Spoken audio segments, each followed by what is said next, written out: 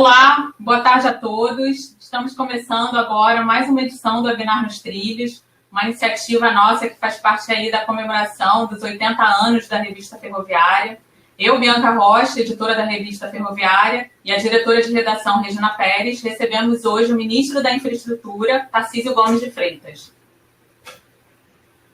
Boa tarde a todos. É uma honra, Tarcísio, recebê-lo aqui no webinar da Revista Ferroviária, onde teremos a oportunidade de aprofundar alguns assuntos que são do interesse do mercado ferroviário. E muito obrigada mais uma vez. Tem a palavra. Bom, obrigado pelo convite. Uma honra estar aqui nesse webinar nos Trilhos, no dia de hoje, né, em que está se comemorando os 80 anos da Revista Ferroviária, que tão bem faz para o setor, que tanta notícia, que tanta informação e tanto contribui. A gente tem conseguido avançar muito nos últimos anos na provisão da infraestrutura ferroviária, e isso só é possível porque o setor privado assumiu o seu papel de protagonismo, tem ajudado em todas as dimensões, em todos os fóruns, e, claro, o Fórum da Informação é fundamental. Então, eu fico muito satisfeito de estar participando desse evento e dizer que nós não paramos nada com a pandemia, é importante que se diga. De janeiro até junho, a gente fez 39 entregas de obras, foram 127 quilômetros de duplicações de rodovias, 110 quilômetros de restaurações, 88 quilômetros de pavimentação, né, uma execução orçamentária aí praticamente de 4 bilhões de reais, um valor superior ao mesmo período do ano passado, e tivemos oportunidade de ter algumas questões importantes, como, por exemplo, avançou no TCU a concessão da FIOL. Eu tenho certeza que em pouco tempo a gente vai ter essa deliberação para que a gente possa publicar o edital. Estivemos visitando a obra da FIOL, que é uma obra que está andando aí muito bem, a gente está extremamente satisfeito com o resultado. Concluímos o processo de prorrogação da Malha Paulista, a primeira renovação antecipada aí do governo do presidente Bolsonaro. Acho que é um marco, né? A gente vai ter oportunidade de falar nesse evento sobre essa prorrogação, mas a gente ficou extremamente feliz com o resultado, né? Com o que saiu, né, do contrato. Eu tenho certeza que a sociedade vai ganhar muito com essa prorrogação. Avançou no tribunal também os processos de prorrogação da Vale, da Estrada de Ferro dos Carajás e Vitória Minas, e agora a gente fechou tudo que faltava para encaminhar para o TCU a documentação da Ferrogrão. Então, tinha uma pendência judicial que foi removida nessa semana, e a gente está pronto para mandar os estudos para o Tribunal de Contas da União. Então, a gente segue firme na nossa estratégia ferroviária, né, que tinha alguns pilares. O primeiro era a realização de novas concessões. A gente fez o primeiro leilão ano passado, que foi da Norte-Sul, e hoje nós temos as obras em andamento, estão a pleno vapor, né, não tiveram descontinuidade, são do PL 261 de 2018. Então, tenho certeza que está se plantando uma série de sementes que vão germinar, vão dar frutos, e a gente vai ver o setor ferroviário crescendo, e esse é um dos objetivos da política do Ministério de Transportes, que é o rebalanceamento da matriz. A gente espera dobrar a participação do modo ferroviário na matriz de transportes em 8 anos. E, obviamente, a partir daquilo que está sendo plantado agora, tenho certeza vai gerar bastante resultado. Então, para mim, é uma alegria muito grande estar aqui e participar desse debate tão qualificado, num veículo tão importante para o setor ferroviário. Obrigada, ministro. Você deu uma visão geral aí do que a gente vai falar nesse evento. Legal. A gente tem nesse momento mais de 600 pessoas acompanhando esse nosso encontro. Eu posso citar aí a presença do Eduardo Scolari, presidente da Greenbrier Maxon, Vicente Abaixo, presidente da Associação Nacional da Indústria Ferroviária, Rezepo, presidente da Siemens, Beto José de Lima, consultor ferroviário e membro do Conselho Editorial da Revista Ferroviária. E ao longo dessa entrevista, a gente vai rodar também alguns vídeos com perguntas enviadas previamente pelos dirigentes das operadoras ferroviárias de carga. E também vamos selecionar algumas perguntas das pessoas que estão nos assistindo. Também queria destacar aqui a presença de Antônio Balan, que é da Caramuru e também do Conselho Editorial da Revista Ferroviária, Humberto de Freitas, da VLI, também um dos nossos ferroviários do ano, o Tomás Aquino, da Thales, e também o Dan Iopst, outro ferroviário do ano, do Grupo IOSP.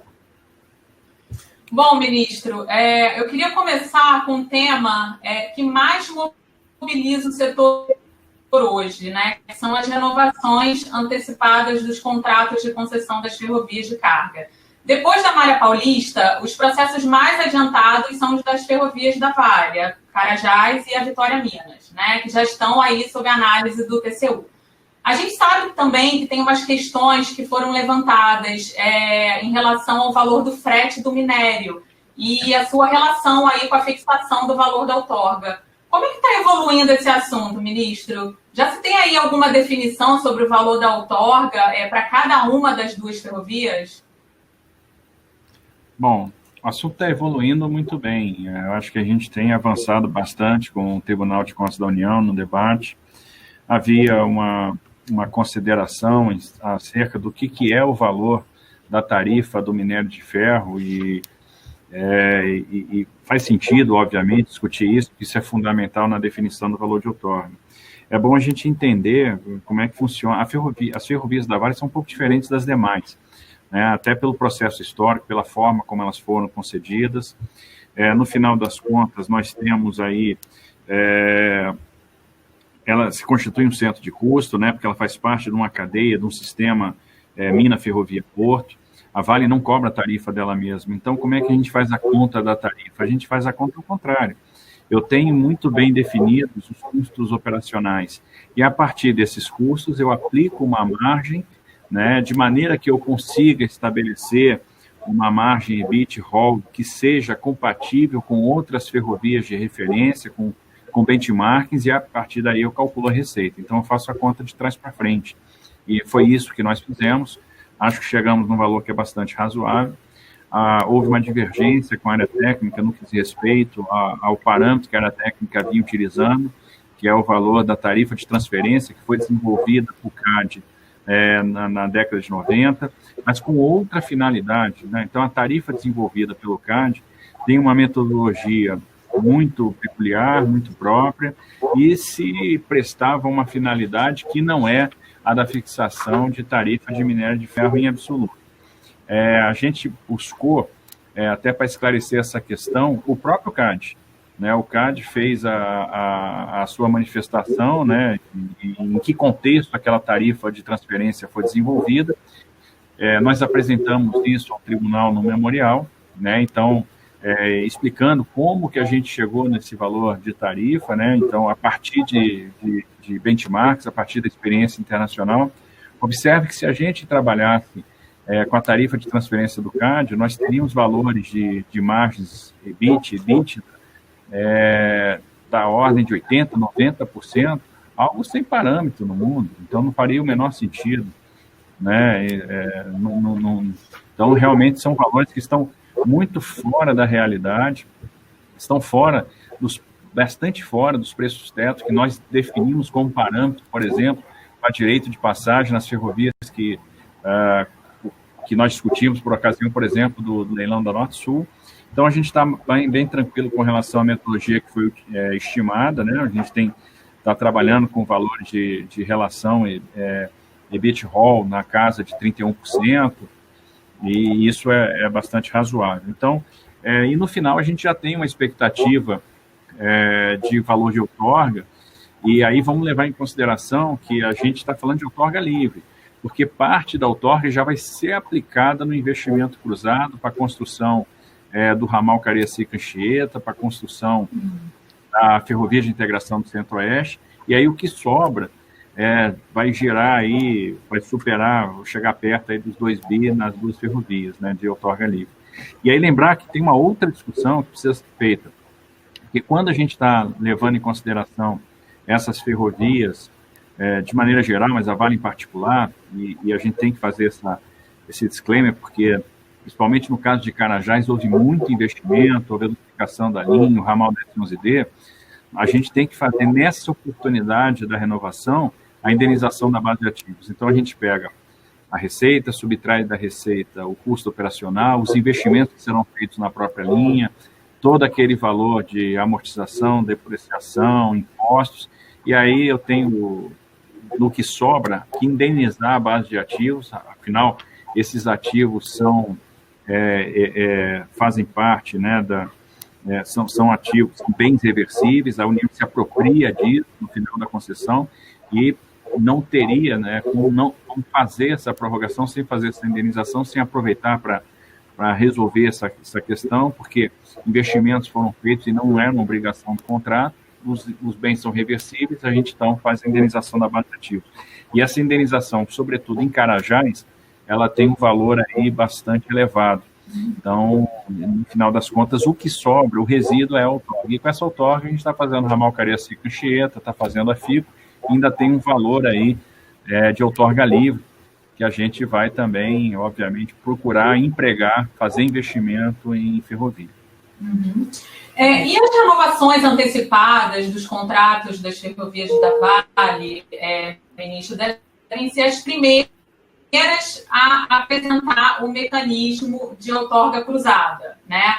Para dar andamento aí às novas obras no setor, como a Ferrovia de Integração, a FICO, né, Centro-Oeste, e o trecho Cariacica-Anchieta da Estrada de Ferro 118. Eu queria saber como é que a outorga cruzada vai funcionar efetivamente, ministro. As obras, elas serão tocadas sob responsabilidade da Vale ou do governo federal através da Valec? Como é que isso vai funcionar? Observe, a gente tem várias formas de fazer isso, e é interessante que, primeiro, a gente tem que ressaltar o ineditismo e a criatividade do mecanismo, né? Que é um mecanismo que vai proporcionar, então, investimento no setor ferroviário. É uma coisa que a gente procura explicar, porque, às vezes, representantes de algumas unidades da federação nos questionam: por que você está fazendo o investimento X e não o investimento Y? O investimento deveria ficar no meu estado. E isso, em absoluto, procede, porque é como se o imposto de renda de um cidadão de determinado estado tivesse que obrigatoriamente ser aplicado naquele estado, né? E tem outra coisa, se a gente não tivesse criado esse mecanismo do investimento cruzado, o valor da outorga ia ser depositado na conta única do Tesouro, ia ser o ingresso, né, ia ajudar a fazer resultado primário, que é, obviamente, sempre muito bom, muito oportuno, mas a gente deixaria de aproveitar uma série de efeitos que são induzidos a partir do momento em que o investimento se realiza. A lógica do investimento cruzado é uma lógica que encerra, né, um grau de criatividade, de ousadia e de ineditismo muito grande. Uhum. No caso e cada ramal ou cada trecho que nós vamos construir vai ser feito de uma forma diferente ou vai ter um contexto diferente. Nesse caso do ramal Cariacica Anchieta, a Vale constrói, ela faz o projeto primeiro do trecho Vitória-Rio como um todo. Né? Então, ela entrega o projeto pronto na sua integralidade. E aí parte para a construção do ramal Cariacica Anchieta, que deve ser atribuído para a operação da própria Vale, deve ser anexada à concessão existente da Vitória Minas. E a gente está falando do investimento aí em torno de 2 bilhões de reais. No caso da Ferrovia de Integração do Centro-Oeste é diferente. A Vale faz o empreendimento. Isso é muito interessante, porque tira de nós o risco de engenharia. Então, a Vale está assumindo esse risco de engenharia. Só que a Vale entrega a obra pronta de quem é o empreendimento. É da União. O que nós vamos fazer na sequência? Nós vamos licitar a operação. Então, nós vamos ter um operador ferroviário que vai, então, tocar esse empreendimento e nós vamos, nessa licitação, auferir uma nova outorga, porque, afinal de contas, isso vai ser transferido para a iniciativa privada que vai receber um trecho, um segmento de ferrovia que vai estar construído.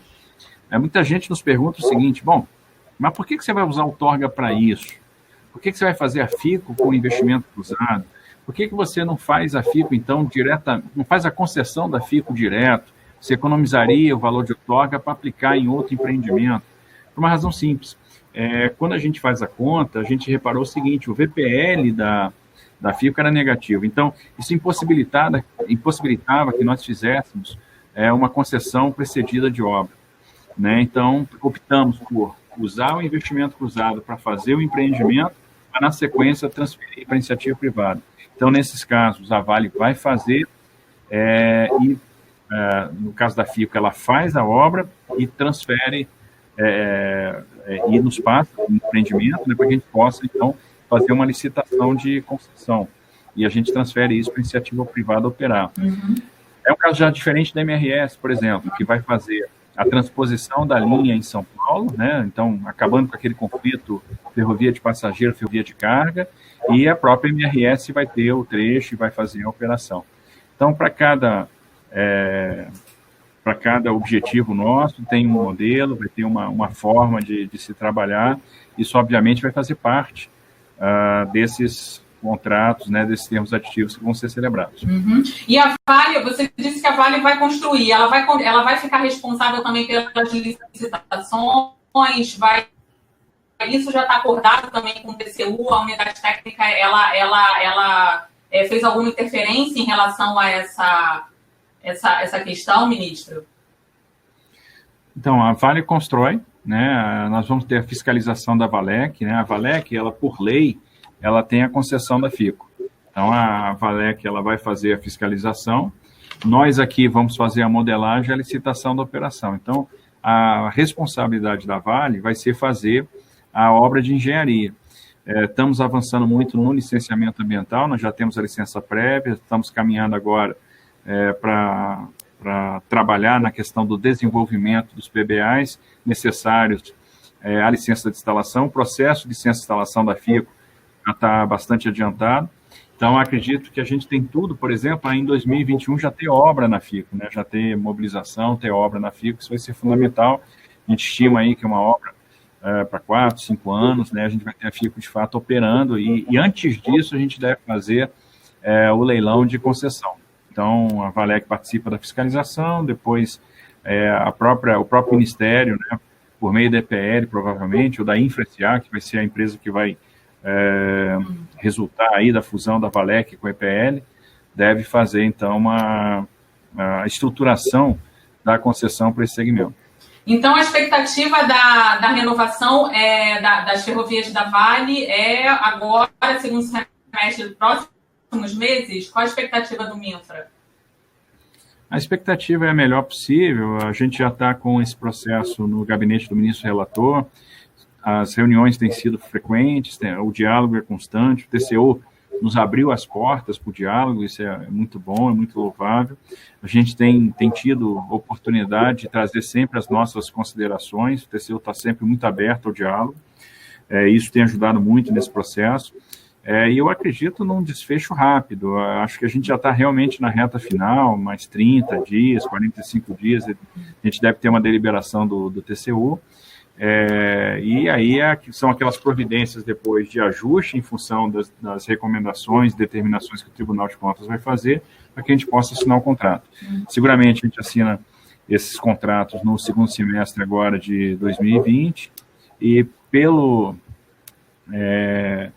forma como o projeto da FICO em particular tem transcorrido, e também a atividade de licenciamento ambiental, eu acredito que ano que vem realmente tem para iniciar a obra lá. Uhum. E última questão aí para fechar esse assunto antes de eu iniciar o vídeo, o primeiro vídeo aí. Parte desses recursos, ministro, pode ser usada também para compra de trilhos para FIOL? Parte desses recursos das ferrovias da Vale, da renovação? Pode, na verdade, nós estamos combinando isso também com o gabinete do relator, que é uma forma de dar mais flexibilidade também para nós.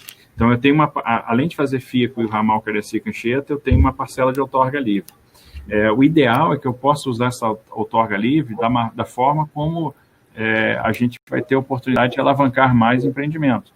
Então, uma das possibilidades, e isso deverá estar no acordo, né, deverá ter autorização do Tribunal de Contas, é a compra de insumos, não só trilhos, para a Valec. Onde é que a Valec vai empregar? Ela pode e deve empregar na FIOL, isso é realmente uma possibilidade, que a gente teve visitando a obra da FIOL recentemente e viu lá o seguinte, uma quantidade de terraplanagem já bastante grande, uma quantidade muito grande de material britado, uma quantidade muito grande de dormentes, mas falta trilho para fazer montagem de grade. Então é o seguinte, se a gente usa o trade de uma empresa dessa e utiliza a outorga livre, eu tenho várias vantagens. A primeira vantagem é da velocidade, e a segunda vantagem é do orçamento, porque do contrário, eu teria que destacar orçamento para aquelas obras, e aí eu vou ter todas as implicações que nós temos, né, principalmente em função da limitação orçamentária, do teto de gastos, enfim.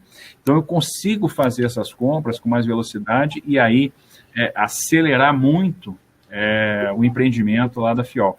E tem uma outra possibilidade, que é também empregar alguma coisa na Transnordestina, já que a gente está no momento aí de negociação com a Transnordestina, de retomada de obra, pouca gente sabe, mas hoje nós já temos obra no segmento do Piauí, no segmento do Ceará, então a gente viu já percebe a retomada do empreendimento da Transnordestina e também é uma possibilidade que no acordo a gente possa comprar alguma coisa de insumo, pagando assim uma eventual contrapartida que o Estado, porventura, ainda tem. Uhum. Tá, beleza. A gente vai tocar no assunto da Transnordestina, mas antes eu vou colocar agora, vou dar o vídeo com a pergunta do Benoni Schmitz, que é o presidente da Ferrovia Tereza Cristina e do Conselho Diretor da Associação Nacional dos Transportadores Ferroviários, a ANTF. Vamos rodar o vídeo. Boa tarde, ministro. É uma satisfação participar desta conferência com a sua presença. Oportunidade que aproveitamos para cumprimentá-lo pelo excelente trabalho que vem desenvolvendo à frente do Ministério da Infraestrutura, relacionado à melhoria e recuperação da infraestrutura do país em todos os modais. Em especial, naquilo que se refere às ferrovias, com a sua atenção às recentes renovações dos contratos de concessão ferroviárias, que permitirão não só a realização de investimentos, como também a criação e manutenção de muitos empregos. Ministro, a pergunta que encaminhamos ao senhor é em relação aos novos projetos ferroviários. O que o governo está pensando para o país a esse respeito, a médio e longo prazo, haja vista o papel do Estado de planejar e induzir o desenvolvimento nacional? Começando, então, agradecendo aí o Benoni, cumprimentando, né, pelo trabalho realizado à frente da Ferrovia Tereza Cristina e também do Conselho Diretor da NTF. Bom, a estratégia ferroviária tem por objetivo reequilibrar a matriz de transportes. A gente imagina, então, dobrar a participação do modo ferroviário na matriz em 8 anos, né, e a partir dos investimentos que vão ser planejados e plantados agora, e também das medidas, né, que tem por objetivo trazer inovações para o marco regulatório de maneira a permitir ou a facilitar a chegada do investimento privado para o setor ferroviário. A estratégia ferroviária foi construída em cima de 3 pilares. O primeiro pilar, a realização de novas concessões ferroviárias. A gente começou essa empreitada no ano passado com o leilão da Ferrovia Norte-Sul, naquele segmento de Porto Nacional Estrela do Oeste, segmento que hoje encontra-se em obra, né? Então, nós vamos ter ali, além de quase 1 bilhão investido no remanescente de obra até chegar em Estrela do Oeste, a gente vai ter uns investimentos no sistema de comunicação, de segurança, na recuperação de passivos, na aquisição de material rodante, e a previsão é que ano que vem essa ferrovia esteja completamente operacional, já podendo operar desde o Porto de Santos até o Porto de Itaqui, obviamente, levando em consideração os direitos de passagem, né, na Malha Paulista, no tramo norte da Norte-Sul, que é o trecho operado pela VLI, na estrada de ferro dos Carajás, a partir de Açailândia e também da Transnordestina.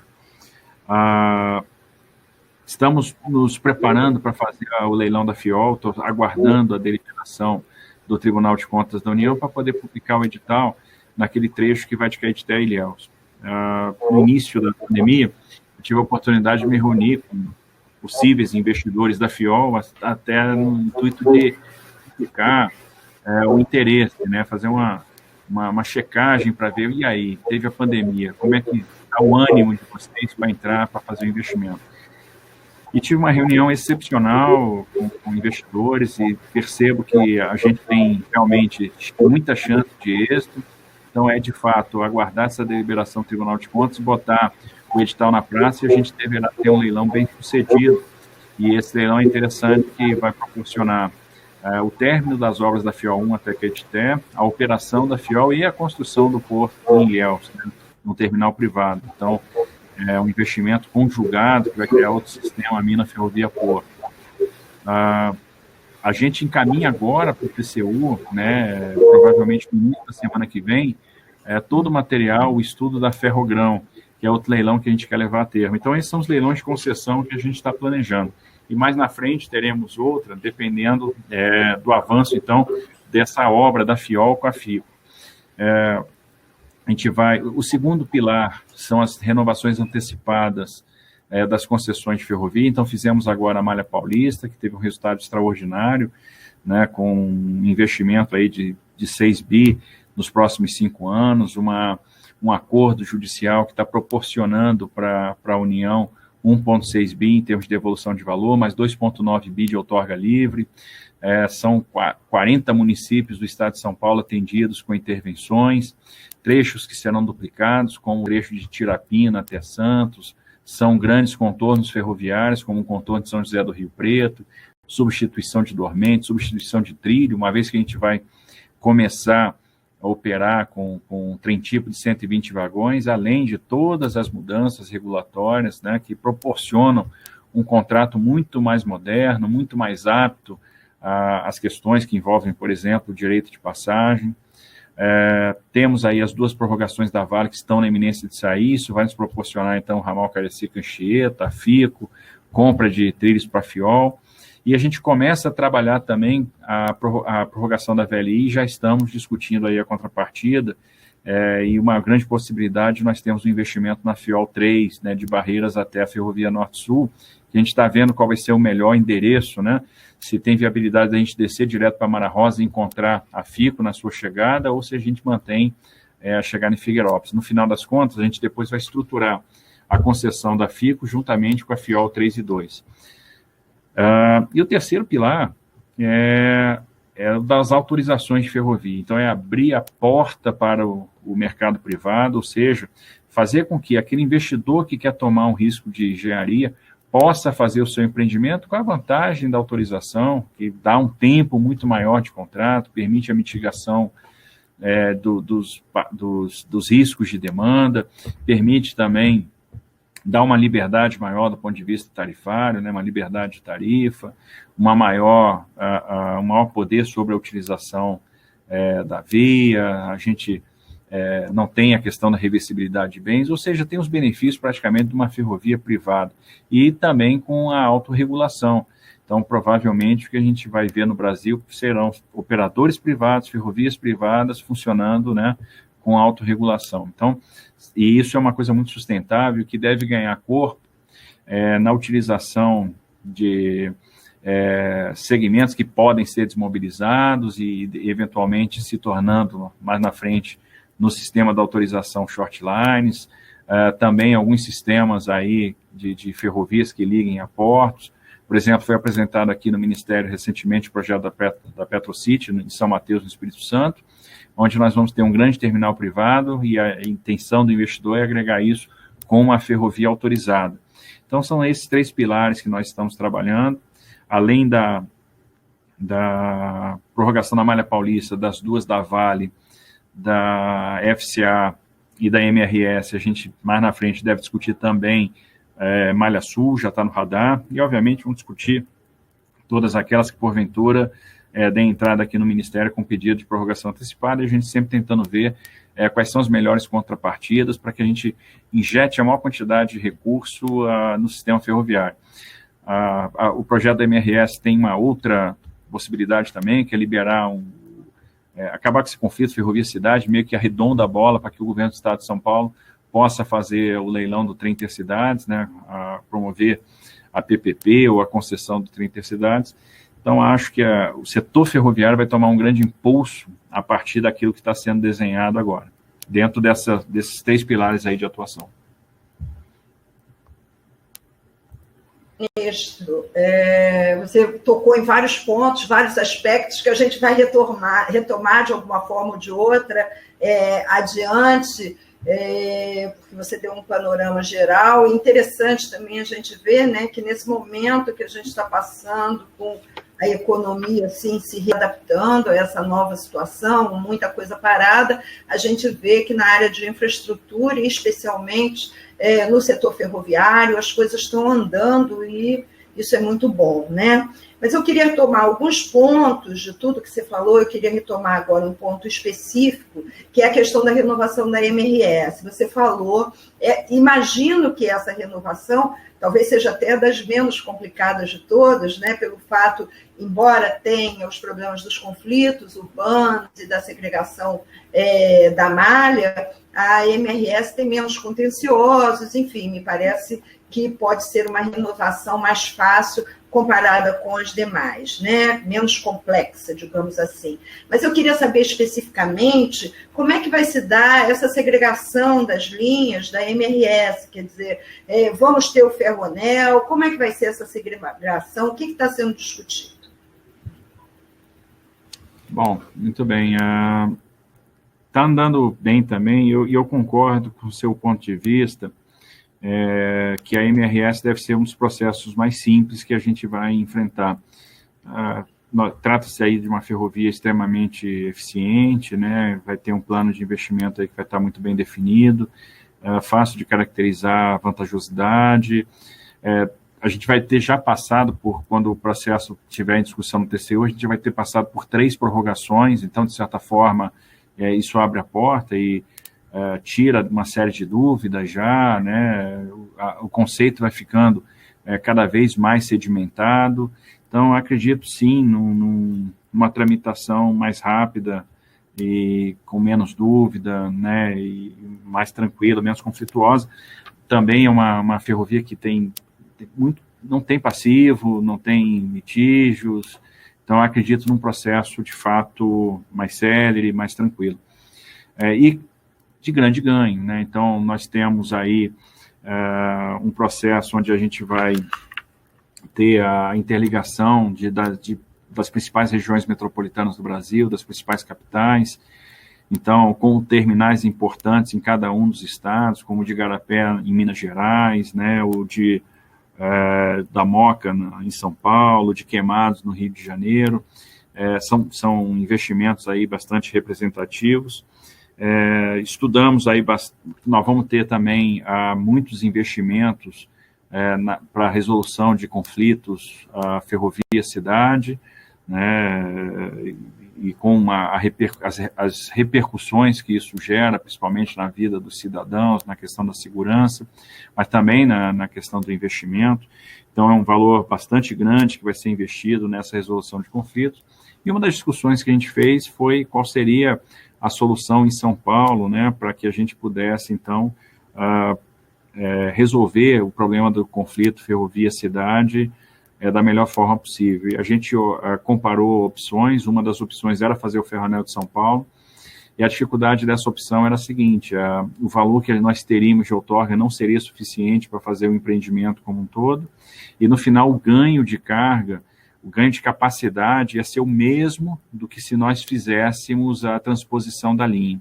Então, valia mais a pena fazer a transposição da linha, que a gente teria o mesmo efeito em termos de carga, né? Eliminaria o conflito ferrovia-cidade, a gente elevaria aquela capacidade de transporte para perto de 10, 11 milhões de toneladas, mas só que com um CAPEX muito menor. Então, por isso a gente fez a opção pela segregação. Obviamente, essa segregação ajuda, né, muito o governo do Estado de São Paulo na equação do trem intercidades, né, diminui o CAPEX que seria necessário, que seria exigido para o trem intercidades, então torna o projeto de São Paulo também mais viável. A gente tem trabalhado aí em estreita coordenação com eles, né, sobre essa questão, e nós somos entusiastas do trem intercidades, que seria essa primeira iniciativa aí de um trem de média velocidade para passageiros, resolvendo um problema aí de mobilidade dos mais importantes do país, né, em função dessa ligação americana Campinas-São Paulo, e a gente resolve também o problema de carga, com os devidos reflexos aí, né, tanto na questão do Porto de Santos, como também para o Porto de Sepetiba, no Rio. Eu digo que, às vezes, um dos projetos mais importantes do Rio de Janeiro é essa segregação de linha em São Paulo. Então, acho que está bem encaminhado e acredito muito no sucesso dessa prorrogação aí do contrato da MRS. Uhum. Você vai... Regina, seu áudio. Perdão, só para complementar, desculpa, essa segregação em São Paulo vai ser dentro da faixa de domínio já existente ou ela vai passar por outro trajeto? Como é que é isso? Só para a gente... Dentro da faixa de domínio existente. Da faixa de domínio existente. Dentro da faixa de domínio existente, obviamente, vai contemplar uma série de intervenções, inclusive a construção de um túnel, né? Mas dentro da faixa de domínio existente, e a gente consegue o mesmo efeito em termos de aumento de capacidade com uma redução bem significativa de CAPEX, então eu diria que é um ótimo em termos de solução. Ótimo, tá bom. Obrigada, Bianca. Eu quero aproveitar o gancho, ministro, para colocar o vídeo enviado pelo presidente da MRS, o Guilherme Mello, que tem uma pergunta para fazer para você que tem muita relação com essa questão da segregação. Vamos ver. Olá a todos. Em primeiro lugar, gostaria de parabenizar a Bianca e toda a equipe da Revista Ferroviária pela ideia de promover esta importante live e também agradecer a oportunidade de fazer uma pergunta ao ministro Tarcísio. Ministro, como é de seu conhecimento, um dos projetos contemplados no Plano de Renovação Antecipada da MRS Logística é a segregação das linhas de carga e passageiros na região metropolitana de São Paulo, que hoje causa impactos operacionais tanto na operação de passageiros como de carga, por exemplo, limitando a passagem de trens à madrugada, com limites de tamanho de trens, etc. A pergunta vai nesse sentido: como o senhor vê no nosso processo de renovação essas segregações, a importância que ela terá na eliminação destes gargalos e também na maximização do potencial de conectarmos o Porto de Santos, a capital, avançarmos de forma mais eficiente no Vale do Paraíba interior, o que vai permitir uma conexão com o Rio de Janeiro, os portos do Rio e também com cidades importantes já atendidas dentro da malha da MRS Logística. Obrigado. Em primeiro lugar, parabéns, Guilherme, pelo excelente trabalho feito na presidência, né, na liderança dessa importante operadora que é a MRS. Eu me considero um privilegiado, porque a partir do momento, né, que desde o PPI, no governo passado, e agora aqui no Ministério da Infraestrutura, tive a oportunidade, então, de trabalhar, de mergulhar nesse processo das prorrogações antecipadas dos contratos de concessão de ferrovia, e me deparei com um time de infraestrutura que é extremamente profissional, que é o time das ferrovias, né, e que eles fazem um grande trabalho. Nós temos algumas das ferrovias mais eficientes do planeta aqui no Brasil. Engraçado que se fala, puxa, mas a gente não tem tradição ferroviária, não tem tantos trens ou tantas linhas, mas onde a gente tem, a gente é muito bom. Né? Então, a Estrada de Ferro dos Carajás é um espetáculo, né? Uma ferrovia que leva 330 vagões de minério. A Estrada de Ferro Vitória Minas é um espetáculo, é uma ferrovia de 1904, né? Mas que faz mais de 100 milhões de toneladas ano, e isso é possível graças a muito profissionalismo, muito investimento. E a MRS também é outra ferrovia de muita capacidade de carga, uma das mais eficientes do planeta. Então, parabéns a todo o time da MRS pelo trabalho que é realizado. De fato, eu vejo aí com excelentes olhos essa questão da prorrogação, e principalmente porque ela vai permitir a segregação do transporte de carga, né, e passageiros. Isso é fundamental para o aumento da eficiência. A gente vai resolver um gargalo histórico, algo que de certa forma foi pensado lá atrás e que é falado desde da época do Adhemar de Barros, enfim, é um assunto que tem muita história, né? A gente deve aumentar muito a capacidade de transporte, sair nessa região dos atuais 3 milhões de toneladas para 11 milhões de toneladas por ano, em direção ao Porto de Santos, Vale do Paraíba, sul do Rio de Janeiro, né, o Rio de Janeiro, e isso vai ser fundamental. A vantagem é que a gente consegue o mesmo ganho de carga com muito menos CAPEX, como eu tinha falado anteriormente. Então, ao invés de fazer um ferroanel que ia bater lá na casa dos 5, 6, 7 bilhões, a gente vai conseguir o mesmo efeito em termos de repercussão em transporte, em termos de aumento de capacidade, empregando 1,4 bi. Isso é importante porque permite que a gente empregue uma quantidade de recursos muito grande nas soluções de conflito ferrovia-cidade, em municípios dos estados de Minas Gerais, São Paulo e Rio de Janeiro. A gente imagina que vai investir em segurança aproximadamente 2 bilhões de reais em intervenções, né, para a resolução de conflitos urbanos em 70 municípios. Então, isso é extremamente relevante do ponto de vista da segurança da operação, em função da implantação das passagens de desnível, dos viadutos ferroviários, da sinalização ativa, né, das passagens de pedestres, passarelas, passagens inferiores, enfim. No caso de São Paulo, a gente vai mudar bastante a configuração, vamos passar de 2 linhas compartilhadas, né, CBTU e MRS, para 4 linhas, então a gente deve ter 2 linhas para CBTU, uma linha para o TIC, uma linha para MRS, e isso então vai proporcionar esse ganho de capacidade em função da melhoria da operação que nós teremos. Então, teremos os terminais intermodais, né, em Queimados, na Moca e Igarapé, em Minas. Enfim, vamos estar conectando as principais regiões metropolitanas do Brasil, estados muito importantes, e, sem dúvida nenhuma, essa renovação antecipada da MRS, então, passa a ser uma das mais importantes do Brasil, nesse contexto, em função da carga movimentada, dos estados que abrange, né, da relevância com a comunicação com os portos, e vamos em frente, que eu acho que é um projeto que vai dar muito certo.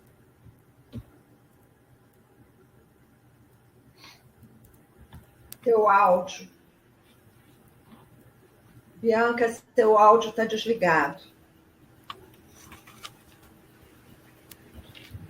Desculpa, voltando. A renovação da Malha Paulista, ministro, ela teve como foco o aumento da capacidade de transporte, né, no corredor de exportação para Santos e também na solução de conflitos urbanos, né, do trecho.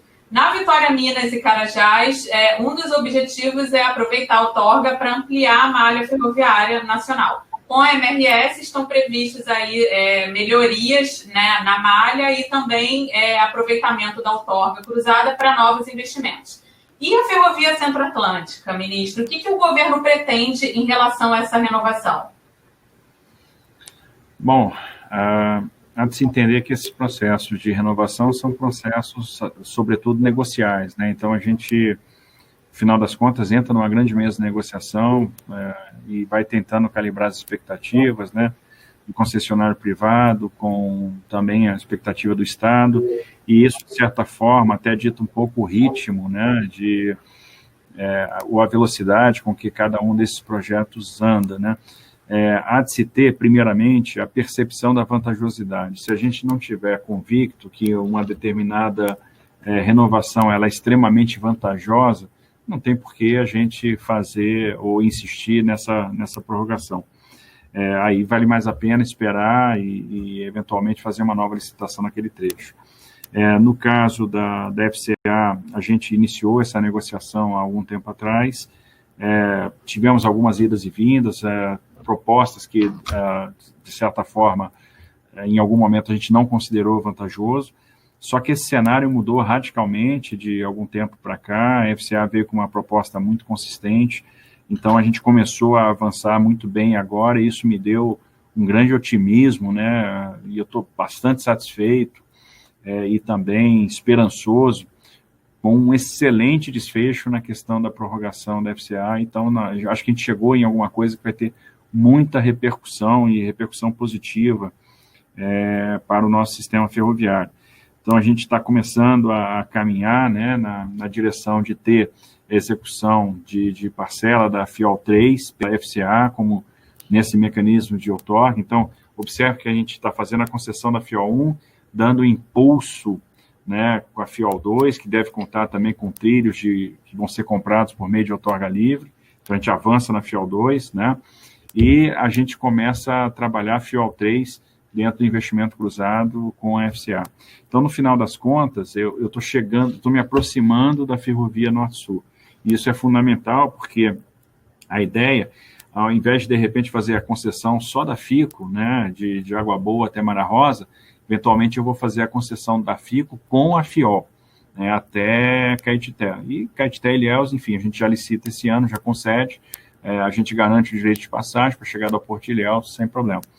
No final das contas, do que a gente está falando? De proporcionar 3 possibilidades diferentes de acessar portos marítimos por meio de ferrovia. A gente vai ter a conexão do Porto de Itaqui, do Porto de Ilhéus e também do Porto de Santos. Então, eu começo a dar opções diferentes para os produtores da região do Mato Piba, né, do Oeste Baiano, de Tocantins, de Goiás, do sul do Maranhão, e também da turma do Mato Grosso. Eles começam a ter a opção, puxa, eu vou subir para Itaqui, eu vou descer para Santos, eu vou pegar Ilhéus, né? Outra coisa que a gente está discutindo com a FCA é uma recuperação da via permanente, né, no trecho Brasília-Lusiânia. Isso é um investimento relativamente pequeno, mas de grande significância, né, para o transporte ferroviário de passageiros aqui na região do entorno do Distrito Federal. Isso pode ter um impacto aí bastante importante na questão da mobilidade urbana. Além disso, aumentamos muito a quantidade de municípios contemplados com intervenções de segurança nessa prorrogação. Então, hoje a gente já está falando de intervenções em 73 municípios, é um valor aplicado aí também bastante significativo. Então, a prorrogação da FCA se tornou, então, uma prorrogação bastante importante pelo volume de recursos que deve movimentar. Então, o cenário mudou radicalmente, e agradeço aí o Ernesto, o Humberto e Silvana, a equipe toda da FCA que está trabalhando nesse processo, né, e que entendeu o que o Estado queria, o que o Ministério da Infraestrutura queria, e isso, de fato, abre uma forte possibilidade, né, uma grande perspectiva para essa prorrogação, e nos trouxe um ânimo aí muito grande. Uhum. Antes da Regina fazer a pergunta, tem alguma ideia, expectativa aí de prazo para o início das audiências públicas? Porque a FCA está nessa fase, né? Ela ainda vai entrar em audiência pública. Ainda não temos. Vai depender aí da velocidade da própria FCA em estruturar o seu plano de negócio.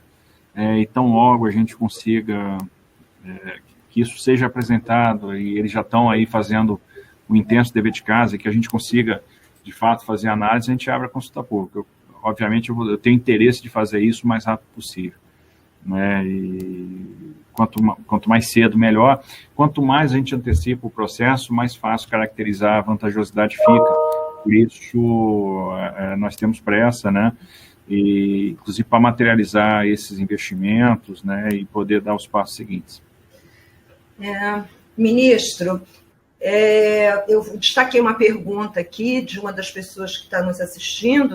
Nesse momento temos 630 pessoas, especificamente 632 pessoas assistindo, mas eu queria fazer a pergunta do Adailton Machado, que foge um pouquinho de tudo que foi dito, mas é uma pergunta interessante, que é sobre autorregulação. Ele gostaria de compreender como é que esse modus operandi poderá preservar os interesses de todos os envolvidos e, sobretudo, do consumidor na tríade mercado, governo, consumidor. Quer dizer, eu vou só complementar um pouquinho, porque nós realmente temos um modelo muito mais parecido com o modelo americano, onde a autorregulação é uma realidade de sucesso, né? Então, como é que se vê essa possibilidade no Brasil?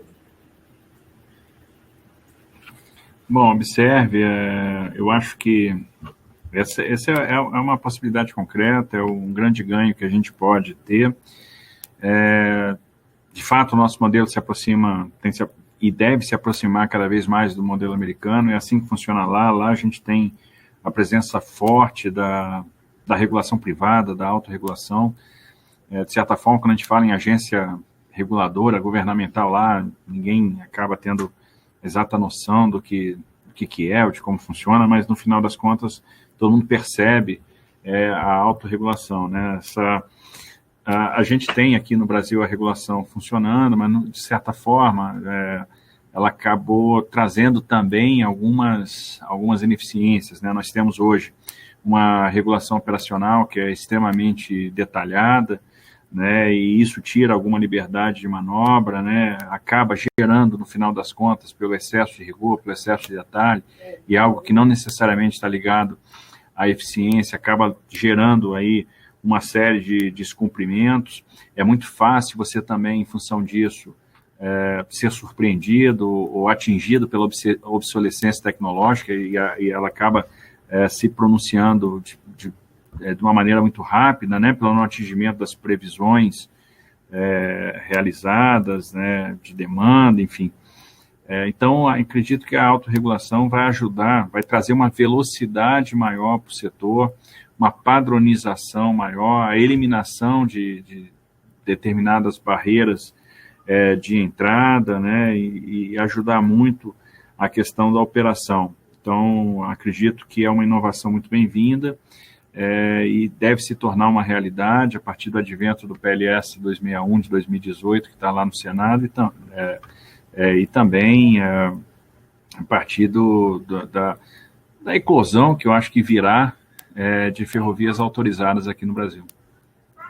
Ok. Eu queria fazer mais uma pergunta de telespectador, porque é um assunto que já foi dito, então, só para não perder o gancho, mas o Fábio Souza está perguntando aqui sobre a EF-118, né, que o trecho Cariacica-Anchieta está definido e a Vale vai executar e operar. Ele quer saber o que vai acontecer de Anchieta em diante, como é que isso vai ser implantado.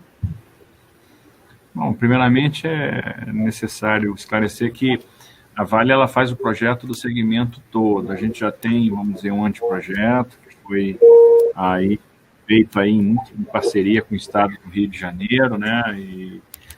Mas é necessário desenvolver e avançar nesse projeto e isso vai ser uma incumbência da Vale. Ela faz o projeto do segmento inteiro, até para que a gente tenha uma previsão do que vai ser necessário fazer em termos de intervenção de engenharia, também em termos de custos.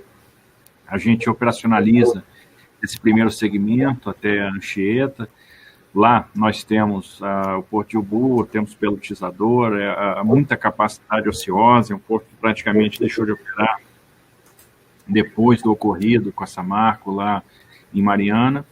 Então a ferrovia passa a ter um papel fundamental, dá um novo fôlego para essa região, vai ser fundamental no momento da construção, em função da obra, mas depois em função da operação, em função dos royalties, né, que essa atividade mineral trará, e nós já teremos, então, a clareza de quanto custa e de qual o esforço que a gente precisa fazer para empreender toda a EF-118. Nós vamos ter essa ligação Cariacica-Anchieta, que seria o start, né, avançando, então, de Cariacica em direção ao sul, e eu acho que a ideia depois é a gente buscar a maneira de viabilizar a construção do Rio de Janeiro em direção ao norte. Então, é importante ligar o Rio de Janeiro à Comperj e depois do Comperj até o Porto do Açu. Eu acho que essas duas ligações são fundamentais. Então, vai ser o nosso próximo objetivo, a gente vai buscar a melhor modelagem, o melhor modelo para fazer o empreendimento nesse segmento. E, obviamente, depois que eu ligo o Rio ao Açu e liguei Cariacica-Anchieta, o meio é decorrência, né? No futuro, a gente vai acabar tendo essa ligação completada aí naturalmente. Uhum. Bom, ministro, vamos seguir com os vídeos. Agora a gente tem uma pergunta enviada pelo Beto Abreu, presidente da Rumo. Vamos ver o que ele tem para dizer para a gente. Boa tarde a todos. Quero cumprimentar aqui o ministro Tarcísio. É um prazer estar aqui participando e tendo a oportunidade de fazer uma pergunta para ele. O ministro com certeza viu que ontem a Rumo emitiu com sucesso o seu primeiro Green Bond. Foram 500 milhões de dólares, com uma demanda importante de muitos investidores. E esses recursos vão ser investidos em projetos e iniciativas ligados à redução de emissão de carbono, de emissão de CO2 na nossa operação. A minha pergunta para o Tarcísio é como é que ele vê as operadoras ferroviárias contribuindo para essa agenda de desenvolvimento econômico e investimento aliado à proteção do meio ambiente. Queria desejar uma ótima live para vocês. Muito obrigado. Beto, obrigado aí pela pergunta e tenho que cumprimentá-lo também pelo excelente trabalho desenvolvido pela Rumo, né, em tudo que ela tem feito. É notável, né, o que tem sido feito, por exemplo, tanto na Malha Paulista quanto na Malha Norte, na Ferronorte, no terminal de Rondonópolis. Então, um trabalho extremamente também profissional. A gente tem levado cada vez mais carga para os portos via ferrovia, isso está se tornando uma realidade. Bacana demais visitar aquele terminal lá e ver 1.500, 1.800 carretas descarregando o dia, e hoje a gente já tem 22 milhões de toneladas chegando no Porto de Santos para exportação via ferrovia. Então, algo também digno de registro. E a gente teve a felicidade de interagir aí no âmbito da prorrogação da Malha Paulista, com uma equipe, né, também extremamente profissional e que merece todo o nosso apreço, toda a nossa homenagem. Não só acompanhei a emissão aí, como fiquei extremamente feliz de ver, né, a captação de $500 milhões em Green Bonds. Entendo que o nosso programa ferroviário tem esse aspecto. O Brasil precisa entender que é líder na questão ambiental. O Brasil tem um papel de liderança importante, né? Então, não dá para a gente admitir ou aceitar a pressão que vem sendo feita sobre o Brasil, de país que destrói o meio ambiente, absolutamente. O Brasil tem a segunda maior reserva florestal do planeta. O Brasil é um país que tem mais de 60% de matas nativas preservadas. O Brasil tem 84% de floresta amazônica preservada. O Brasil tem 42% de matriz energética renovável. A Alemanha tem 14%. E nós somos vilões do meio ambiente? Absolutamente. Nós somos líderes na questão ambiental. Nós temos liderança na questão ambiental. E essa é a realidade. Nós temos vários empreendimentos que coexistem muito bem com o meio ambiente, com a sustentabilidade, como a Estrada de Ferro dos Carajás, com a exploração de petróleo na bacia petrolífera de Urucu. Então, onde lá em Urucu a gente tem pequenos poços de petróleo e gás circundados, em clareiras, né, circundados de floresta, absolutamente preservada. A unidade de produção de gás natural em Urucu e um gasoduto que leva esse gás para Manaus e que possibilitou a conversão das térmicas que queimavam diesel e hoje queimam gás natural. Então, um exemplo para o mundo inteiro de atividade econômica que se concilia de uma forma harmônica com o meio ambiente. Então, nós temos essa liderança. E aqui, no Ministério da Infraestrutura, nós temos a preocupação de mostrar isso, e hoje o desenvolvimento dos nossos projetos está nascendo segundo uma nova concepção. A gente quer mostrar para os investidores que os nossos projetos são aptos ao Green Finance, a conseguir, a oferir Green Bonds, Green Loans. Fechamos duas parcerias importantes com a Agência GIS da Alemanha, muito focada nas questões das alterações climáticas, e outra parceria com o Climate Bond Initiative, que tem nos ajudado a estruturar esses projetos de maneira a trazer o maior potencial possível e fazer com que esses projetos sejam aptos aos selos verdes e, portanto, consigam aí, sejam objeto, né, de emissão de títulos verdes, né? Então, isso está sendo internalizado. Então, quando a gente desenvolve um projeto, a gente está preocupado com as compensações ambientais, com o nível de descarbonização da nossa matriz de transporte. A gente está levando em consideração qual é o percentual de transporte de combustível fóssil máximo que a gente vai admitir, qual é a substituição de carbono que nós vamos fazer, enfim, de maneira que esses projetos nasçam sustentáveis. E nós vamos demonstrar isso para o mundo, que nós sabemos fazer, e colocar aí projetos que portanto, sejam aptos aí aos selos verdes, ao mercado verde, ao financiamento verde. O programa ferroviário todo nosso está sendo desenvolvido assim, em parceria com o CBI. Então, é o primeiro programa da América Latina nesse contexto, com essa dimensão, com essa envergadura, que nasce totalmente verde, e a gente tem aí uma expectativa muito grande de que emissões como essa que a Rumo fez agora continuem acontecendo. A gente sabe que o fluxo financeiro no futuro vai estar atrelado aos padrões ambientais e a gente não vai estar desconectado dessa realidade. Então, nós vamos estruturar projetos com excelência ambiental e mostrar que nós sabemos fazer e assumir o nosso papel de protagonismo e liderança na questão do meio ambiente. Muito bem. E no âmbito da infraestrutura, se tem quem possa contribuir com o meio ambiente, é justamente o setor ferroviário, né? Mas aí, ministro, queria virar um pouquinho, porque a gente sabe que hoje, na malha ferroviária brasileira, muitos trechos não são economicamente viáveis, né? Nós temos aí uma estimativa de 1/3 da malha que está subutilizada por conta disso, e nesses processos de renovação antecipada, alguns trechos devem vir a ser devolvidos ao governo, né? Como já aconteceu, inclusive, agora na Malha Paulista, nos trechos Cajati-Samaritá, né? Piracicaba, Varginha e Evangelista.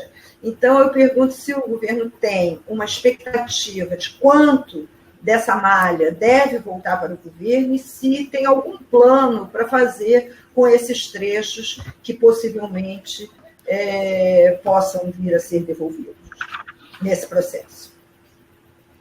Bom, a gente está, sim, trabalhando num projeto para esses segmentos, né? Desde o início, a gente, quando concebeu o programa de renovação antecipada dos contratos de concessão, a gente resolveu também atacar outras questões que são conexas, né? Então, a questão, por exemplo, dos contratos de arrendamento, a desmobilização desses ativos arrendados, como trazer segurança jurídica para que essa desmobilização seja feita, e também a gente precisava de um amplo programa de desmobilização de segmentos. A lógica nossa não é ficar também abraçado à história. Se um segmento não faz mais sentido, é melhor que ele seja desmobilizado ou que ele passe a ter outra finalidade.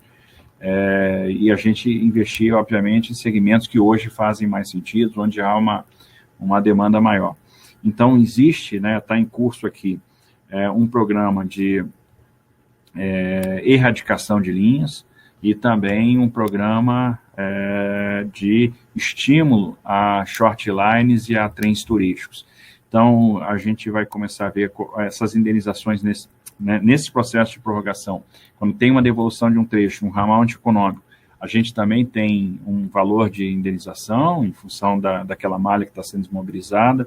Como foi citado aí, o ramal de Cajati está gerando 290 milhões de reais, por exemplo, de desmobilização, e isso vai poder ser empregado em conjunto com prefeituras e governos estaduais no desenvolvimento de projetos, por exemplo, de mobilidade urbana.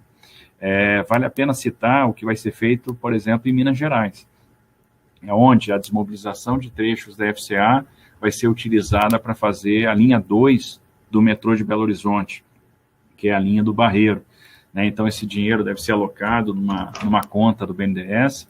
O BNDES vai fazer a estruturação da PPP dentro do processo de desestatização da CBTU, né, que deve ser cindida. A gente deve ter a CBTU Minas, então, cindida do resto da CBTU. Ali a gente deve ter uma PPP para a operação do metrô, e o dinheiro da desmobilização de ramais da FCA, que é 1,2 bi, vai ser alocado para servir de contrapartida do Estado na parceria público-privada. Então, a gente vai construindo também soluções caso a caso, hora doando faixa de domínio para um projeto de mobilidade ou para um projeto de trem turístico, ou empregando, por exemplo, valores que vão ser dados à União em função dessa desmobilização de trechos para que a gente possa viabilizar projetos de short lines ou de trens regionais. Ministro, pegando aí um pouquinho do gancho, né, do que você falou, dos investimentos da FCA, do ano passado para cá, a gente teve alguns eventos que geraram um volume expressivo de caixa para o Tesouro, né? A gente teve a Ferrovia Norte-Sul, leilão, que gerou 2,7 bilhões de outorga, a renovação da Malha Paulista, 2,9 bilhões de outorga, e também o pagamento de multas acordadas com a Malha Paulista e com a FCA, que juntas somam aí quase 3 bilhões. Temos aí, né, um total de mais de 8 bilhões. Então, eu queria saber se esses recursos eles vão permanecer no setor ferroviário na forma de investimentos. Você já falou um pouquinho aí da Ferrovia Centro-Atlântica, né, em relação à linha 2 do metrô de BH. Uma parte, sim, uma parte vai ficar no sistema, um investimento no próprio setor ferroviário. A gente pode citar, então, nós temos aí a linha 2 do metrô de Belo Horizonte, vai pegar 1,2 bi, é um dinheiro, então, que não vai para o Caixa do Tesouro, vai ser empregado em empreendimento ferroviário, o ramal Cariacica-Anchieta, a FICO, a compra de trilhos para a FIOL, para a Transnordestina, a FIOL 3, Então, observe que é uma carga muito grande de recursos que fica no próprio sistema ferroviário. A gente vai procurar empregar ao máximo os recursos, né, que vão ser gerados prioritariamente no próprio sistema ferroviário. Isso é uma coisa interessante que e dá uma demonstração muito boa de qual é a lógica do governo ao levar a termo um grande programa de concessão ou de parceria com a iniciativa privada nos diversos segmentos da infraestrutura e também até o programa de privatizações. A nossa lógica sempre foi a lógica de melhorar a prestação de serviço para o usuário. Esse é o grande objetivo. A lógica de melhorar a eficiência do nosso sistema de transportes, reduzir os tempos de viagem, trazer mais segurança para as operações, reduzir o custo da operação, reduzir o custo do Brasil. Então, esse é o grande objetivo do nosso programa de concessão. Não é a preocupação fiscal. Eu tenho que fazer concessão de infraestrutura porque eu tenho que botar dinheiro no tesouro. Não, absolutamente. A gente faz concessões de infraestrutura para gerar investimento, para melhorar a prestação de serviço, para melhorar a eficiência das operações, diminuir o nosso gap de logística, diminuir o nosso custo do Brasil, para gerar emprego. Emprego vai ser fundamental neste momento. Então, nós temos aí uma verdadeira obsessão agora pela geração de emprego. Onde que o emprego está? Vamos lá perseguir. Onde é que tem o investimento? Vamos lá perseguir. É óbvio que, havendo também possibilidade de contribuir com o esforço fiscal, nós faremos, né? Mas existe um objetivo primeiro, que é realmente reduzir o custo do Brasil, aumentar a eficiência, gerar emprego, e havendo impossibilidade de usar a integridade de recursos por um motivo ou outro, aí sim a gente também contribui com o esforço fiscal e aí o dinheiro ingressaria no Tesouro. Mas nós temos uma coleção de projetos já que vão receber esses recursos provenientes das outorgas, dos investimentos cruzados, e isso, aí está a beleza da coisa, a inteligência, a criatividade, que nós vamos conseguir fazer muito investimento, e esses investimentos têm capacidade de induzir outros investimentos. Por exemplo, a gente percebe, né, o ânimo aí na indústria ferroviária, isso deve induzir encomendas, né, para a indústria que precisava desse fôlego. Então, tem uma repercussão importante também na questão da indústria, na questão do emprego, e isso nos deixa motivados a levar em frente, e, obviamente, boa parte do recurso que vai ser gerado vai ser empregado no próprio sistema. Ministro, eu queria voltar numa questão micro, porque a revista Ferroviária, nesses 80 anos, ela se dedicou muito a questões que quase ninguém olha para a ferrovia, né? Inclusive, nós fazemos um mapa das ferrovias do Brasil, nós temos vários levantamentos sistemáticos que ninguém faz, né, no país, com as estatísticas, enfim, uma série histórica que não existe. Então, queria retomar uma questãozinha micro da pergunta anterior que o senhor respondeu, que é justamente essa questão das linhas que vão ser devolvidas. O senhor falou em erradicação e falou em uso ou para a mobilidade ou para short lines, mas o senhor tem uma dimensão do que seria erradicado e do que seria readequado em outros usos? Olha, a gente... Hoje é difícil ter a visão global, porque nós temos vários processos ainda em curso, né? A gente vai construindo isso caso a caso. Por exemplo, no caso da Malha Paulista, nós tivemos a reativação do ramal de Panorama, do ramal de Colômbia, né? Todo esse investimento que vai ser feito no tronco principal da Malha Paulista. Mas temos, por exemplo, a erradicação do ramal de Cajati, né? Que, no final das contas, poderá ter outra finalidade. Então, tem um recurso que está sendo pago de indenização por esse ramal, nós temos ali a faixa de domínio. Em alguns casos, por exemplo, já está acontecendo no Rio de Janeiro, em trechos que estavam sendo desmobilizados pela FCA, já estão sendo empregados por prefeituras em empreendimentos de trem turístico, e a gente tem entrado aí com a cessão da faixa de domínio, né? Quando a gente começa, por exemplo, hoje a tratar a prorrogação de Malha Sul, e lá tem uma quantidade de malha muito grande, a maioria já não faz mais sentido, já não captura carga, mas nós temos coisas muito importantes lá. Então, a gente tem discutindo, né, a recuperação do ramal de Cruz Alta, a recuperação do ramal de Uruguaiana, a ligação desses 2 ramais ao porto de Rio Grande, a recuperação de todo o tronco sul, né, passando pelo estado do Rio Grande do Sul, Santa Catarina, Paraná, até chegar no terminal de Sumaré, em São Paulo, onde a gente vai conectar com a Malha Paulista. No Paraná, a gente tem a conexão com a Ferroeste vai entrar num processo de desestatização, e isso deve gerar, nesse processo, a construção de um ramal para Maracaju. Então, a gente imagina, num futuro próximo, a logística do Mato Grosso do Sul, né, do sul do Mato Grosso do Sul, descendo via ferrovia até o Porto de Paranaguá. Então, ainda é prematuro para fazer o balanço, né, uma estimativa do que vai ser reabilitado, construído, recondicionado ou erradicado.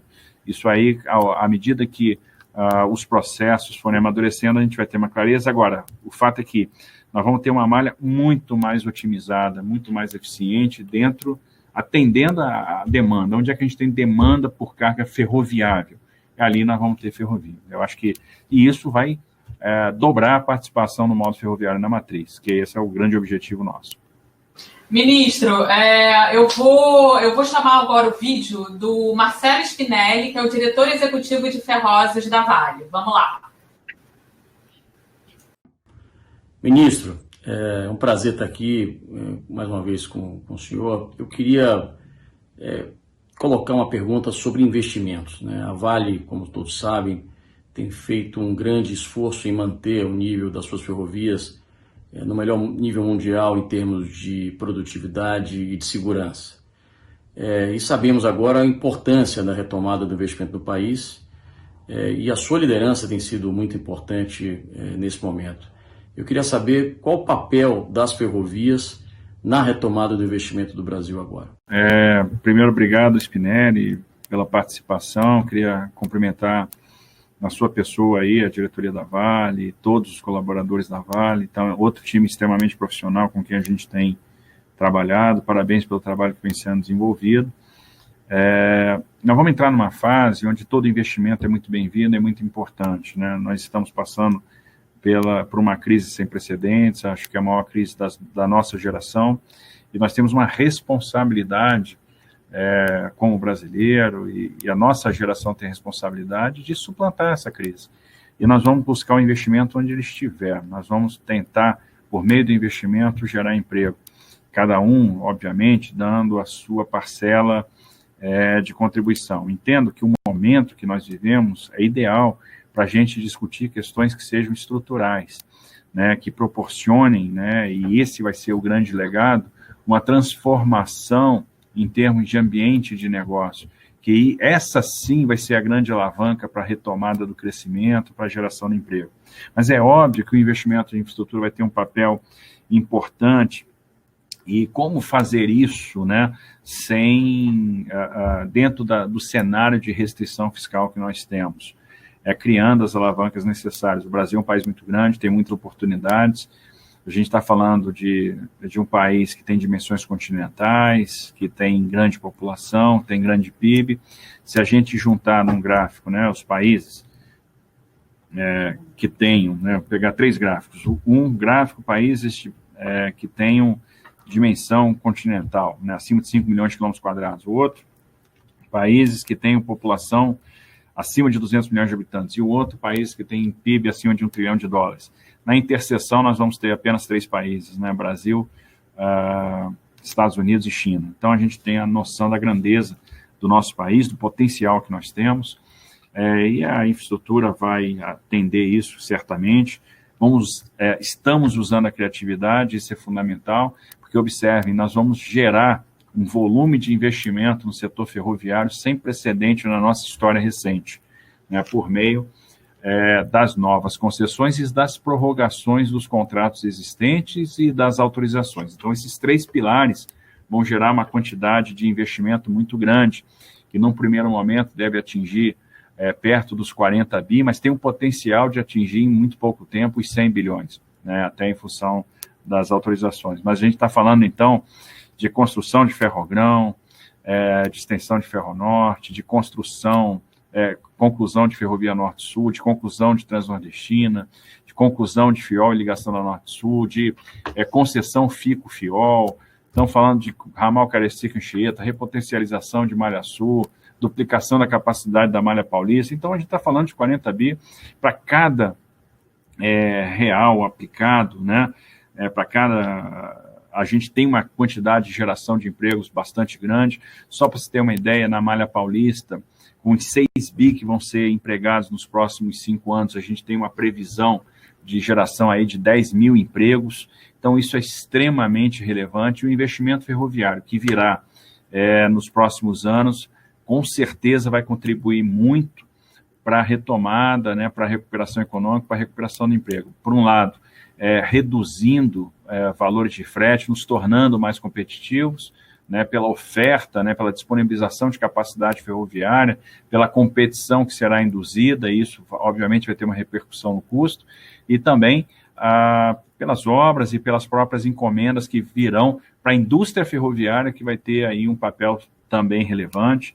Indústria ferroviária que eu faço também aqui o meu agradecimento, e vou fazer isso na pessoa do Vicente Abate, lá da Bifer, que tem nos ajudado, né, sendo muito propositivo em cada uma dessas etapas pelas quais nós temos passado e trilhado. Então, sem dúvida, o setor ferroviário vai ser muito importante para a retomada da economia. Ministro, essa expectativa crescente de safra, né, do Brasil está levando a muitos projetos no Centro-Oeste, né?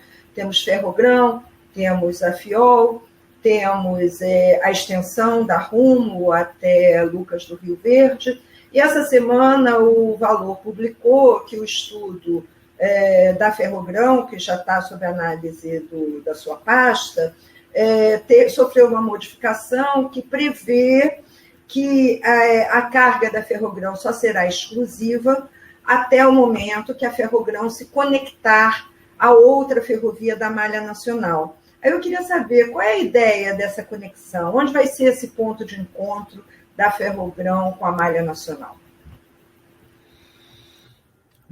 Veja, a gente tem que criar incentivos para a Ferrogrão, que é um empreendimento sem precedente no mundo.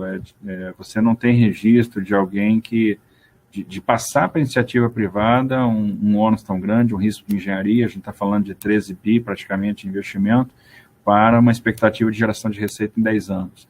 Então, a gente precisa ter um incentivo, o incentivo é a questão da exclusividade, né? Ninguém vai tomar esse risco se não tiver realmente essa compensação. Então, alguém toma o risco de engenharia, mas fica, a concessão da Ferrogrão ela tem muita característica numa ferrovia privada. Então, é uma ferrovia que caberia muito bem no sistema de autorização. No entanto, o risco é tão alto que a presença do Estado é um mitigador. E a gente está tomando todas as providências para ter um processo, sobretudo bancável, né, com várias inovações do ponto de vista regulatório, para ajudar na questão da financiabilidade. E, obviamente, a Ferrogrão tem uma grande vantagem em relação a outras ferrovias, que é a demanda, ela já nasce com uma demanda muito forte, né, num estado que tem uma possibilidade de crescimento, de demanda gigantesco. A gente está falando do Mato Grosso, que está produzindo 65 milhões de toneladas de grãos, mas utilizando menos da metade da área disponível para plantio, então tem uma possibilidade de expansão de produção muito grande. O IMEA estima, né, que essa produção deve bater os 120 milhões de toneladas, né, em 2028, né, deve superar os 100 milhões de toneladas já em 2025. Então, tem um potencial enorme, e a partir do momento que a gente vem com logística, transporte e armazenamento, a gente vai incrementando, né, de uma maneira muito vigorosa essa produção. A gente tem visto os empreendimentos, né, as facilities portuárias crescendo a cada dia em Miritituba. Em 2014, a gente tinha o terminal da Bung lá com 3 milhões de toneladas, hoje a gente tem 15 milhões de toneladas, está subindo 12 pelo 63. Então, Ferrogrão realmente é um projeto espetacular, que já vai nascer com uma demanda muito forte, e isso torna o projeto, apesar dos riscos, um projeto bastante interessante, e o nosso papel na modelagem é mitigando esses riscos. Isso é o motivo pela qual a gente está prevendo aí realmente uma exclusividade.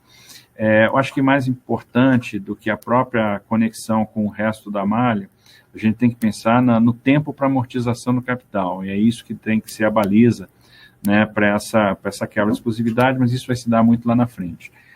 A ideia também é que você tenha uma opção para estender a sua malha, né? Isso seria uma opção que poderia ser exercida pelo próprio concessionário da Ferrogrão, e eu imagino que um ponto de conexão interessante seria a Lux do Rio Verde. Ministro, a gente tem uma pergunta aqui do presidente da Greenbrier, o Eduardo Scolari. Ele fala sobre os vagões, né, sobre a renovação da frota. Ele fala que a frota ela tem tem vagões com mais de 30, 40 anos, cuja produtividade e segurança não se comparam com os atuais. Temos cerca de 40 mil vagões obsoletos que em 10 anos gerariam uma demanda de 4 mil vagões por ano. E aí ele queria saber sua opinião sobre essa questão da frota, né, que é um tema que ele julga interessante. Eu acho interessante, principalmente no momento que a gente está vivendo, né, iniciativas que eventualmente tragam alguma espécie de incentivo à renovação. E aí eu não estou falando só de vagões, não. Estou falando também, por exemplo, dos caminhões, né, e que, de repente, gerem demanda na indústria. No momento que nós estamos vivendo, e isso pode repercutir em emprego, obviamente, há de se ter uma equação responsável para isso, né, em termos de qual seria a alavanca para esse incentivo. Elas são muito bem-vindas. Ministro, a indústria ferroviária brasileira ela tem uma capacidade instalada que não está conseguindo ser ativada, né, por conta, enfim, de todos os problemas que a gente vem atravessando nos últimos anos, e as ferrovias sofreram muito, embora as ferrovias demorem para sofrer, elas, neste momento, entraram num processo muito complicado. Então, o Vicente Abbate, na mesma linha do Scolari, né, com essa preocupação, ele pergunta se não seria o caso de fazer uma regulamentação para eliminar o material rodante obsoleto, né, tirar vagões e locomotivas que estão há muitos anos, já nem comportam mais a operação na nossa malha, pelo menos essa operação de carga, heavy haul ou graneleira, enfim, que nós temos, e se não seria o caso de um estímulo a tirar esse equipamento obsoleto de circulação para estimular a indústria, porque é uma indústria que está parada e que não aguenta muito tempo mais esse tranco, né? Eu acho que sim, eu acho que é uma coisa para ser pensada em termos de política industrial, né? Tenho certeza que o Ministério da Economia vai estar debruçado em cima disso. E o que nos cabe aqui no Ministério da Infraestrutura é gerar a infra, né? Para que a infra gere a demanda. Tenho certeza que com os empreendimentos ferroviários que nós vamos criar, né, com a quantidade de oferta ferroviária que a gente pode gerar em função desse aumento de capacidade, naturalmente a encomenda virá e a gente vai ter aí, de fato, uma repercussão forte na indústria ferroviária. Então, isso por si só é importante, e outras políticas aí de estímulo à indústria serão objeto de análise do Ministério da Economia, seguramente. Ministro, o último vídeo que eu vou chamar agora é do Ernesto Pousada, o presidente da VLI. Vamos lá. Olá, pessoal, tudo bem? Queria primeiro agradecer a Revista Ferroviária, a oportunidade de estar aqui hoje falando nessa live. Queria parabenizar ao ministro por todas as evoluções que a infraestrutura logística do país tem tido nos últimos anos, com inúmeras concessões, e especialmente com um planejamento muito bem feito de novas concessões, enfim, novas rodovias, e tudo isso avançando muito bem para finalmente tirarmos aí o famoso gargalo da logística do Brasil. Tenho certeza que isso vai colocar o Brasil num outro patamar de competitividade. Muito assessorado aí por toda a equipe técnica da NTT, enfim, sempre trabalhando muito, do próprio Ministério da Infraestrutura com a gente, para trazer as soluções.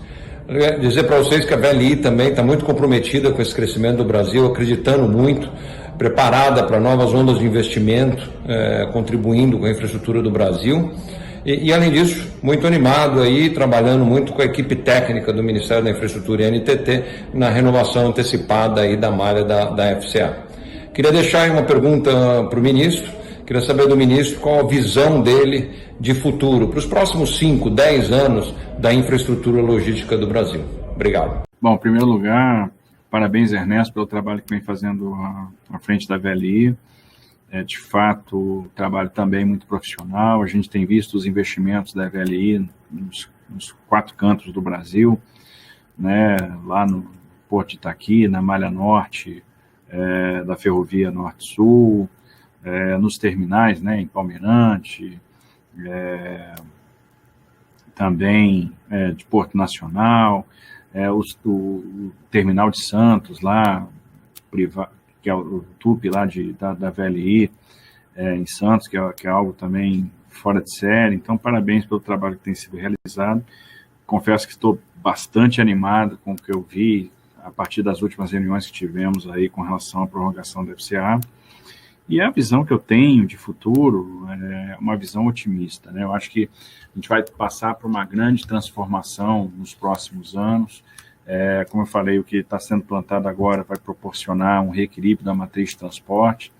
A gente está falando de investimentos, por exemplo, no setor de hidrovia, que foi uma coisa relegada a segundo plano por muitos anos. A gente está falando de um programa de cabotagem, né? Então, aproveitando esse grande potencial de costa que a gente tem, o investimento no setor de ferrovias, que vai ser sem precedentes, eu acho que desde 1913, né? Nós passamos por um boom ferroviário de 1854 a 1913, e a partir dali tivemos várias questões que impediram um florescimento, um desenvolvimento do setor ferroviário mais vigoroso. Isso vai acontecer a partir de agora, com uma carga muito grande de investimento privado, com a mudança do marco regulatório, com o advento das autorizações. Então, a gente deverá ter um novo impulso e preenchendo o Brasil de ferrovias, né, porque nós temos vocação para isso, que é carga ferroviária, a extensão territorial, grandes distâncias para serem vencidas.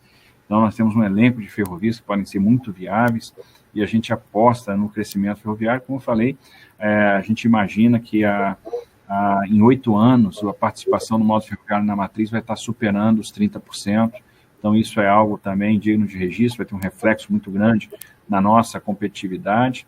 Aposto na transferência maciça de ativos para a iniciativa privada, e a gente já tem percebido, né, os benefícios da presença da iniciativa privada na infraestrutura. A gente está falando aí de fazer leilões nos próximos 2 anos e meio, de 18 mil quilômetros de rodovias. Nós vamos ter aí mais de 3 mil quilômetros de ferrovia, são dezenas de terminais portuários, desestatização de portos, 43 aeroportos, e isso vai mudar a cara da infraestrutura, porque a gente está falando só nesse movimento, desses próximos 2 anos e meio, de gerar 250 bilhões de investimento privado no setor de logística. Então, é sem precedente o que vai acontecer. Então, eu imagino que quando a gente tiver daqui a 5, 10 anos, e olhar para trás, vai ver, puxa vida, que diferença, que salto que nós demos em pouco tempo. Isso, obviamente, vai liberando também espaço orçamentário, espaço fiscal, para que o investimento em infraestrutura chegue nas regiões menos viáveis, mais remotas, né, conectando o Brasil, ajudando áreas ainda suprimidas, ajudando no desenvolvimento, na conectividade, né, fazendo com que essas pessoas tenham acesso também às políticas públicas. Então, acredito uma grande transformação que vai tomar corpo aí nos próximos anos. Bom, ministro, nosso webinar nos trilhos está chegando ao fim. A gente não tem mais muito tempo e eu queria concluir com uma última pergunta. No último dia 19 de junho, você fez aniversário e a gente ficou sabendo que você ganhou de presente da sua equipe um ferrorama. E aí, tá dando tempo de brincar com um presente novo, se distrair com ele? Como é que tá isso? Não, é o seguinte, a Valec já se encarregou da montagem do ferrorama e, inclusive, a gente agora está estruturando a concessão dele e com a outorga gerada nós vamos montar aqui um ferrorama ainda maior e mais moderno. Beleza. Muito bom. Olha só, eu queria agradecer, ministro Tarcísio, pela participação. Obrigada a todos que nos assistiram aqui essa tarde. Obrigada, Bianca, pela moderação desse encontro. E o setor ferroviário estava precisando de uma conversa mais específica sobre ferrovias, né? E a revista Ferroviária, aí, nesses 80 anos aí de história, né? Ela continua registrando o que de mais importante acontece nas nossas ferrovias, tá bom? Muito obrigado, uma ótima tarde e até a próxima. Até a próxima. Obrigado pela oportunidade, Bianca, Regina, e eu agradeço aí a todos que nos ouviram e participaram aí do nosso webinar nos trilhos. Obrigada, ministro, pela sua presença. Eu quero agradecer aos participantes também do chat que trouxeram perguntas pertinentes. Infelizmente, a gente não conseguiu fazer todas. Aos patrocinadores, Loran do Brasil, Cavan e Placer do Brasil, assessoria de comunicação do Ministério da Infraestrutura, Felipe, Laís, Mariana do Cerimonial, a Larissa também. Só dizer que o vídeo vai ser enviado por e-mail às pessoas que estão aqui. E a gente também vai disponibilizar no YouTube e também pode ser acessado através do nosso site, www.revistaferroviaria.com.br. Então, gente, até a próxima. Obrigada, ministro, mesmo. E bom trabalho aí para vocês. Até mais. Até a próxima. Obrigado. Bom fim de semana. Para você também, ministro.